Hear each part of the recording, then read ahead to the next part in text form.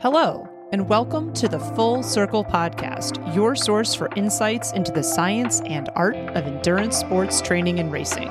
I'm your host, Coach Laura Henry.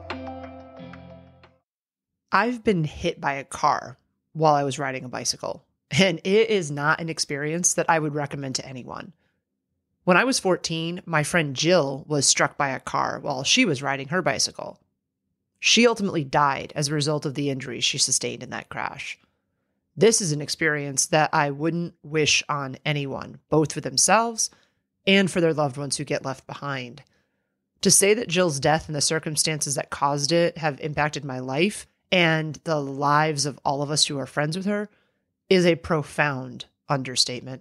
If you ride a bicycle on the road, the possibility of getting hit by a car exists, and unfortunately, 70% of cycling deaths involve a motor vehicle. This is the truth, brutal as it might be, and there isn't any way around it. That being said, there are certainly things that you can do that will reduce the likelihood of being hit by a car while you're riding your bicycle. Cyclists are often quick to blame automobile drivers for negative car-bicycle interactions.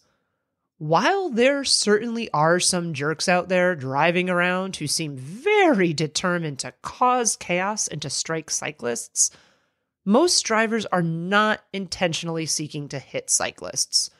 Most of them have a better sense of self-preservation than that.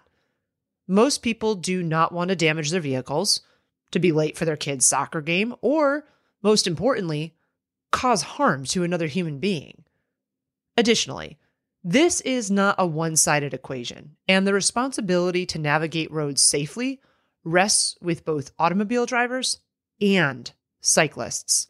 If we as cyclists want automobile drivers to respect our right to be on the road, which we do have in all 50 states in the United States of America, then we need to impose those same standards and expectations of responsibility on ourselves that we impose on the drivers of automobiles. It's irresponsible and hypocritical of us to say that we expect drivers to obey the rules of the road, to respect us, and to yield to us if we are not observing the rules of the road, yielding to motor vehicles when they have the right of way, and being responsible ourselves. We need to be good stewards of our sport, and we need to not give drivers reasons to dislike sharing roads with cyclists. Beyond the ethical reasons for being a responsible cyclist and following the rules of the road, the laws in your state likely actually require you to. For instance, in New York State, which is where I live, the vehicle and traffic law defines bicycles as vehicles and riders as vehicle operators. In other words, under New York State law, the rider of a bicycle is the same as a driver of an automobile and must adhere to all rules set forth in the vehicle and traffic law when they are operating that bicycle on a roadway in New York State. Distractions on the road abound, and I'm not just referencing using cell phones while driving. Cyclists honestly have an equal level of distraction now from digital devices, especially because our fitness devices, such as Garmin or Wahoo bike computers, can link to our cell phones and can notify us mid-workout each and every time we are getting a message, a phone call, social media like, or an email. You cannot control what drivers are doing or not doing in their cars, but you can control what you are doing and what you are not doing. Reduce your distractions. While you will never be able to 100% eliminate distractions, after all, cars driving by, navigating potholes, pedestrians walking their dogs, and more are all distractions, you can take steps to eliminate the possibility of certain distractions, and you can take steps to ensure that your focus is where it should be, navigating the road safely. My opinion on this is not a popular one, perhaps because people see the truth in it and they don't like hearing it, but here are my thoughts on getting text messages, phone calls, and other digital notifications in the middle of your workout. Unless you are being paid by your employer to be on call and you are required to be available to answer calls or messages, there isn't any reason why you should have these notifications turned on. The truth of the matter is that the probability of an actual emergency happening while you're out riding is exceedingly low. Furthermore, as much as we like to think that there's something we will be able to do about an emergency that may arise while we're out riding, The reality is that you will be unable to do very much, if anything, about any kind of emergency that happens while you're out on a ride. You will, in fact, be out on the ride and not where the thing is happening. The safety net we feel of being accessible all the time is honestly a farce. It is something that makes us feel good, but doesn't actually have the positive or useful benefit that we perceive. As recently as 30 years ago, it was impossible to get a hold of someone when they were out on a ride or away from their home. This phenomenon of us thinking that it's essential to be accessible at all times to anyone and everyone is incredibly new when you zoom out and you look at our history as a species. It's very important to keep this perspective. You will be more than okay if you don't see what text messages, phone calls, Instagram likes, or emails that you've received for 1 to 2 hours. In fact, if you actually take me seriously, if you actually turn off your notifications and you actually ignore your phone while you're riding, you may eventually actually find that you enjoy your ride more and your mind feels calmer and better overall. Digital notifications are distracting and they can be deadly. Period. Full stop. It's why almost all states have severe penalties for using digital devices while operating a motor vehicle. You should hold yourself to this same standard while you're riding your bicycle. You have far less protection when you are riding a bicycle versus driving in a car, thereby potentially making any distraction you incur while riding that much more significant and that much more potentially harmful. Additionally, we generally underestimate the time our gaze is averted or distracted by notifications. Most people would probably say that the amount of time that they use to glance at a notification is nominal, is not a lot. However, the average amount of time we avert our gaze from what we're doing, driving or riding a bike, when looking at a notification is 4.6 seconds. Believe me, 4.6 seconds is long enough to change or ruin your life, or someone else's for that matter. Don't do it. And don't trust yourself to not look. Notifications are designed to prompt our attention and to engage us, so you will look, even if you promise yourself that you won't. Turn them off and eliminate their ability to be there in the first place for maximum distraction reduction. Being visible is one of the best things you can do to alert drivers to your presence on the road. Wearing bright colored jerseys and gear is one way to do this, and yellow and orange are generally the best colors to wear in terms of visibility. Yellow is one of the brightest colors perceived by the human eye, and it is detectable by humans in both daylight and in low light conditions. The high luminance, aka how bright it appears, of the colored yellow makes it detectable from greater distances than other colors. Orange is slightly less bright than yellow, but it is still detected quickly by the human eye because of how vivid and bright it is. Both yellow and orange stand out against natural and artificial backgrounds, such as greenery, blue skies, buildings, and pavement, providing an effective contrast from the environment around you, thereby making you easier to see. Additionally, yellow and orange are both colors that naturally draw human attention, and they're processed quickly by our brains. The sooner a driver sees you, the more time they have to respond appropriately to yield to you or to move around you. Another way to be more visible to drivers is to ride with lights on both the front and rear of your bike. Some states require the use of both headlights and taillights on bicycles, but even if it's not required by law in your state, this is an excellent habit to establish. Lights make you more conspicuous and visible to anyone else on the road. Always, regardless of the lighting conditions or the time of day. Some cyclists ride with a taillight, but very few ride with a headlight, especially during the day. I've compared what it was like riding with a headlight and what it is like riding without one during daylight hours, and I've noticed a significant decrease in the number of vehicles that pull out in front of me since I started riding with a headlight, which indicates that I was not as visible to cars before. Additionally, putting your lights, both taillights and headlights, on a strobing or flashing setting is particularly effective since human visual perception is more attuned to movement and changes in color or light. Using a strobing or flashing setting has the secondary benefit of extending how long your battery for your lights lasts as well. Being predictable is one of the most fundamental safety tips any driver or cyclist can put into action. One of the most significant things you can do to be predictable is to signal every time you're going to make a directional change, such as a left-hand or a right-hand turn. When signaling, it's important to use a method of signaling that will be easily understood by the vast majority of people on the road. The most basic tenet of communication is that both the sender and the receiver understand what is being communicated. If either one doesn't understand, then the point is literally completely moot. For this reason, I strongly advocate for sticking your left arm out parallel to the ground when you are going to make a left-hand turn or lane change, and I recommend that you stick out your right arm parallel to the ground when you are going to make a right-hand turn or lane change. The old school method of using only the left arm for all signaling is outdated and irrelevant now. Drivers, aka non-cyclists, have absolutely no idea what a cyclist means when they stick out their left arm and bend their elbow upward at a 90-degree angle.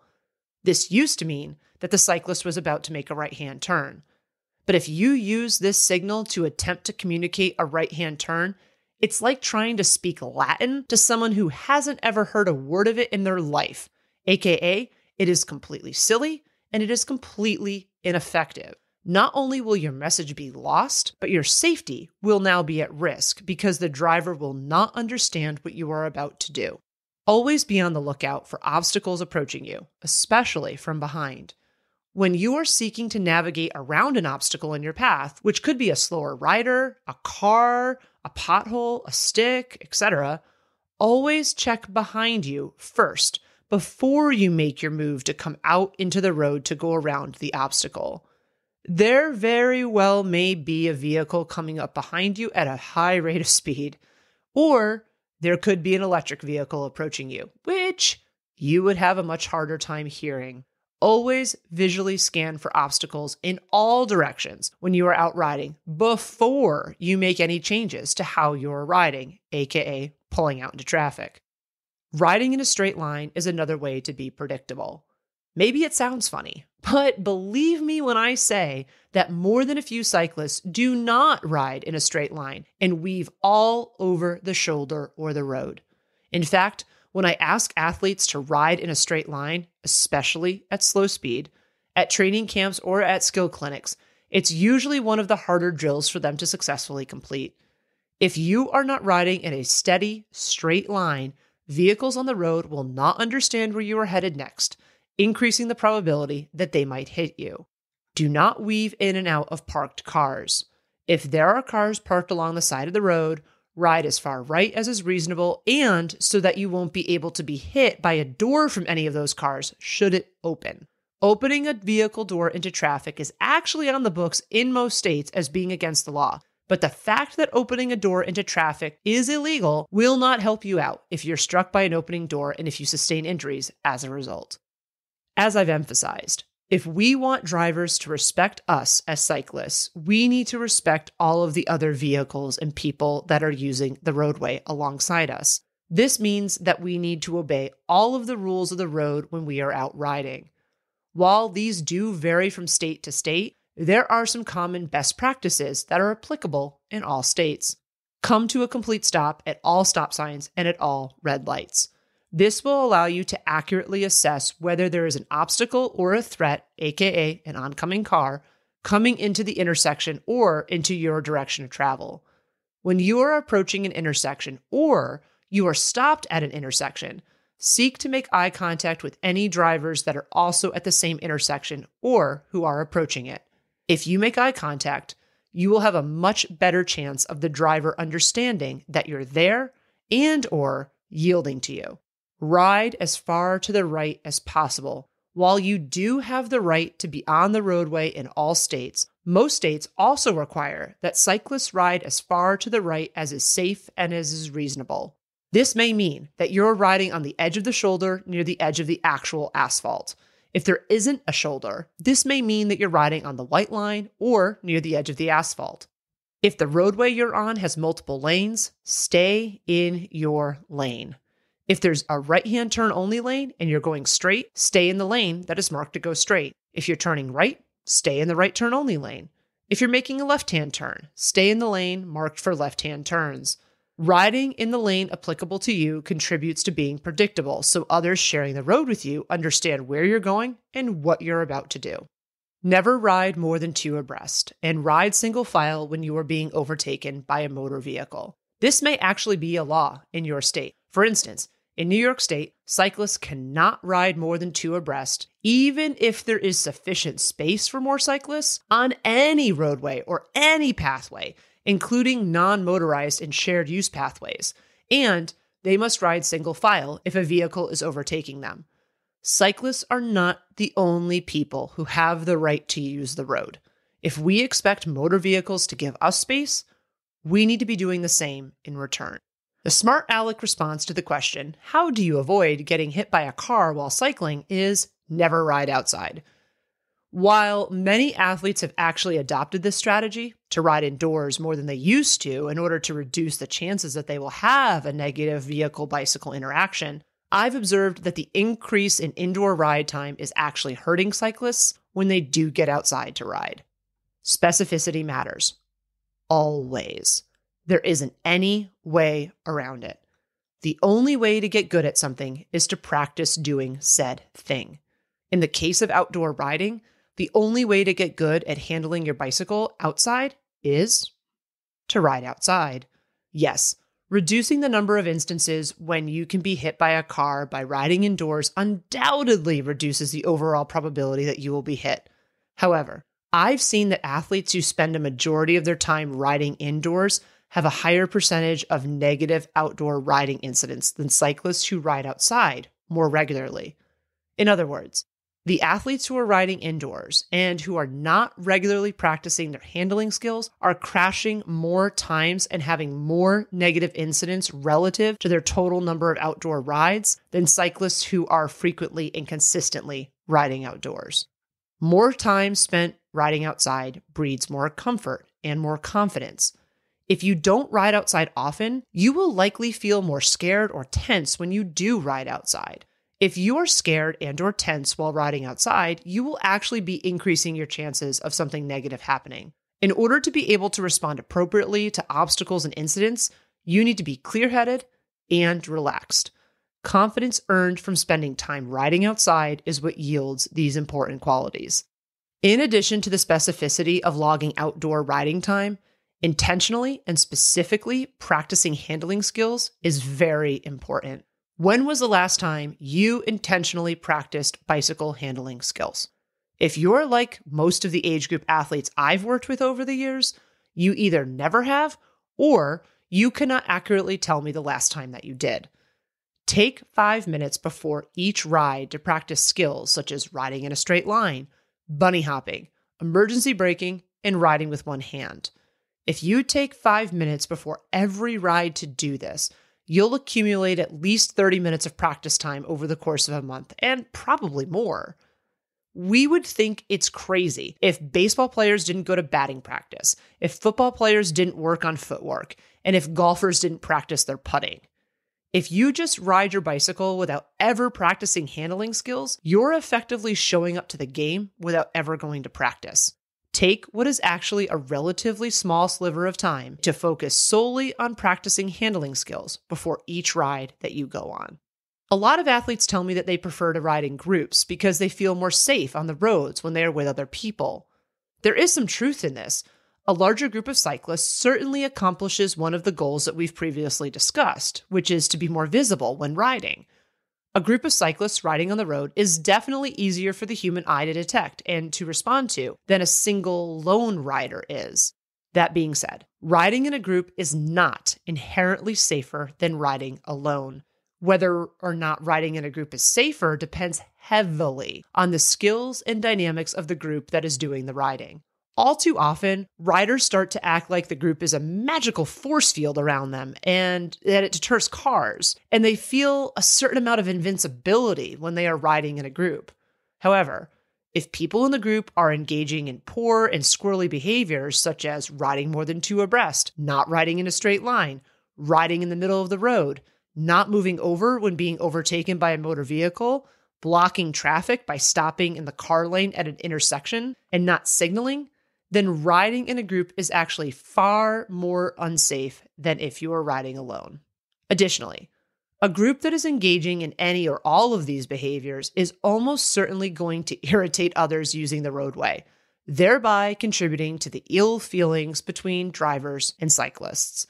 If a driver encounters a group misbehaving like this, that will inform their future interactions with other cyclists other than you. The next time they encounter a cyclist, whether that person is part of a group or riding out on their own, they will likely have a sour taste in their mouth and they won't be as courteous towards cyclists who they meet in the future. Always remember that how you behave on the road as a cyclist impacts more than just you. It impacts the entire cycling community at large. The best way for us to foster a communal sentiment of respect among drivers and cyclists is to be respectful and to ride well, especially when we are in groups. There are some behaviors, habits, and things that do specifically help reduce your risk of being hit by a car while you're out cycling. There are also some other behaviors, habits, and things that do not necessarily reduce that risk, but are really good ideas anyway because they either keep you a little bit safer or they can reduce the severity of any injuries you sustain. Wearing a helmet is the number one best habit you can engage in while riding a bicycle, and you should wear a helmet every single time you ride any kind of bicycle, with no exceptions, ever. My friend Jill, who I mentioned earlier, was not wearing a helmet when she was struck by a car while riding her bicycle. The fatal injuries that she sustained were the direct result of not wearing a helmet, meaning she very well might be alive today if she had been wearing one.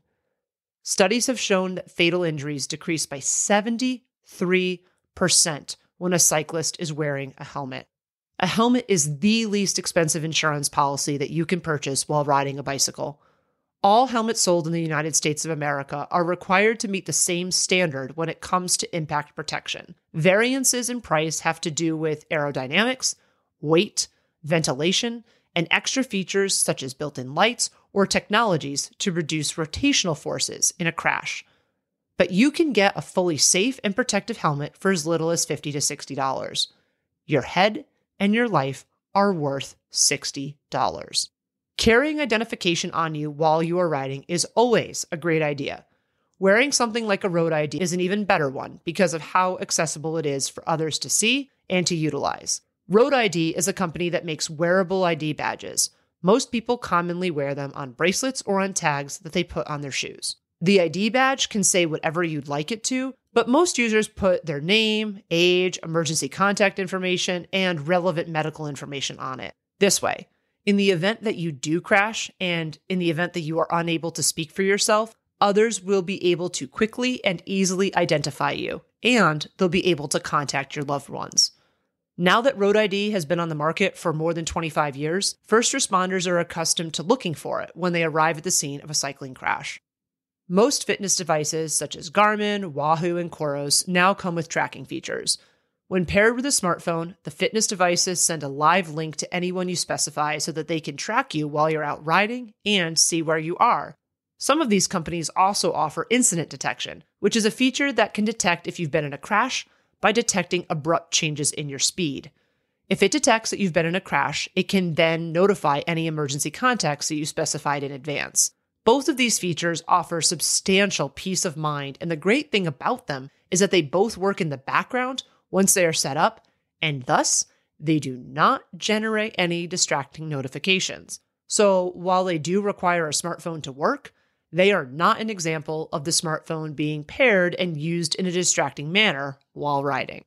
Several companies now have radar detection products on the market, and one popular example is Garmin Varia.